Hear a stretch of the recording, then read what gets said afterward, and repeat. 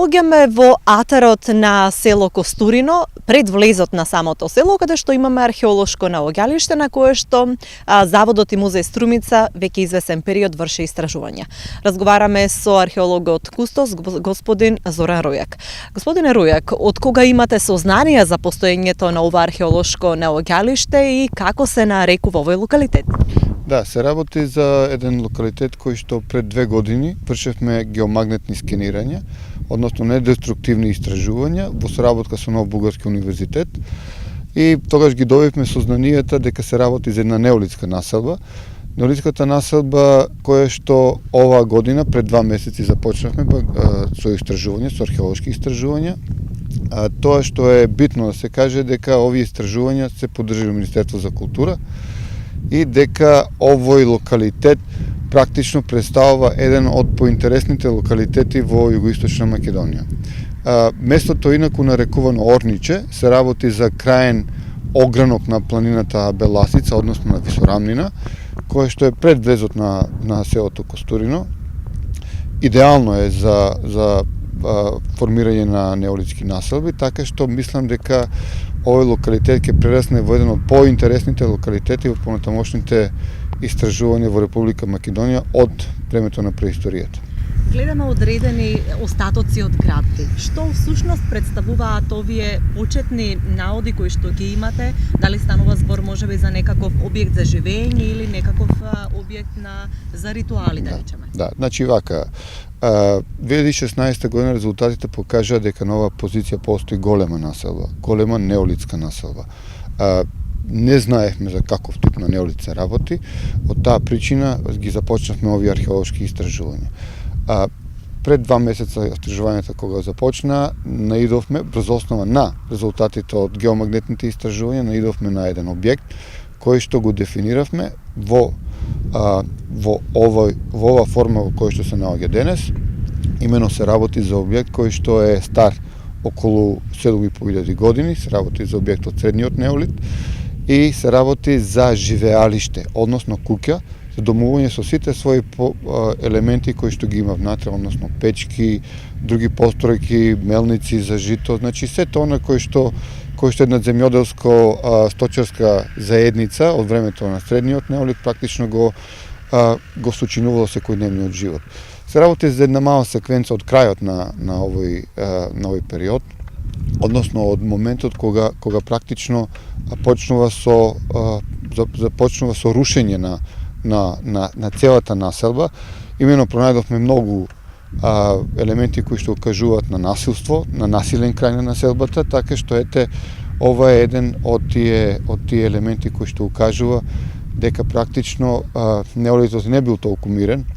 Напротив, имало судири и за жал многу од овие позиции на кои што се наоѓаме денес се срушени, нормално се уништени. Овде е еден од доказите кои што го добивме несомнено за овој жален крај на населбата. Кои други позиции ги имаме од овој период до сега откриено во Струмичко? Дали бил тоа прилично активен живот овде на овие простори во тој период? Да, знаете, до сега во Струмичко се откриени околу 3 населби од времето на неолит, што е многу интересно. Немаме многу населби, меѓутоа во поширокиот ареал на Струмичката котлина, ако го рачунаме и Радовишко, и Гевгелиско, и Дојранско, имаме многу повеќе сознанија за овој период. Ова што е интересно е да се каже дека ние во моментов имаме една од најстарите населби од средниот неолит во Југоисточна Македонија.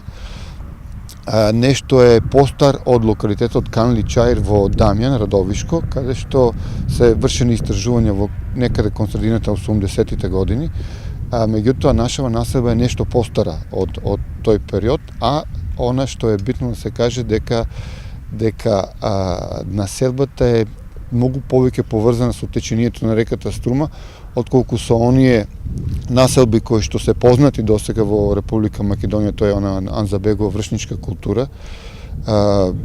Така што на некој начин даваме нови податоци за археологијата, поготово за праисторијата во Република Македонија. Ќе продолжат ли истражувањата? Кој е планот за разоткривање на мистериите на ова наоѓање? Да бидам искрен, имаме големи амбиции со овој локалитет, затоа што се работи на едно отворено место, нема насади на на култури кои што се подолготрајни, значи винове, лоза или некои дрвја кои што овошја пред се, нели? И од тие причини имаме доволно простор за работа. Наредната година планираме едни геомагнетни истражувања на ова повторно недеструктивни, на пошироко подрачје. Се работи за прелиминарните истражувања покажа дека населбата била кружна, радијално поставени објекти, така што се надевам дека овој пат ќе успееме целосно да ја согледаме населбата и 2020 почнеме многу пошироки обемни истражувања кои што ќе дадат можност, нели, да ја согледаме целата населба практично, и со тоа нормално имаме амбиции понатаму за некои други работи, евентуално понатаму може да се стави се во локален економски развој на општина Струмица пред се. И оно што е битно да се назначи тоа е дека во светот денес модерно е да се прават едни реконструкции на вакви објекти. Во Македонија имаме еден таков објект, се работи за објектот во Тумба Маџари, знаете, таму едно мало неолитско село е направено.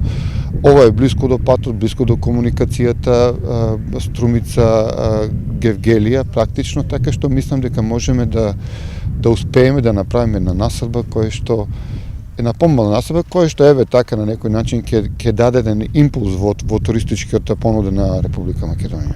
Според вас, дали во Струмичко, во овој регион може да се би имало услови да се најде уште постара населба? Сметате ли дека овде цивилизација имало можеби еве еден од на Балканите, една од најрано зачуваните остатоци од цивилизацијскиот свет?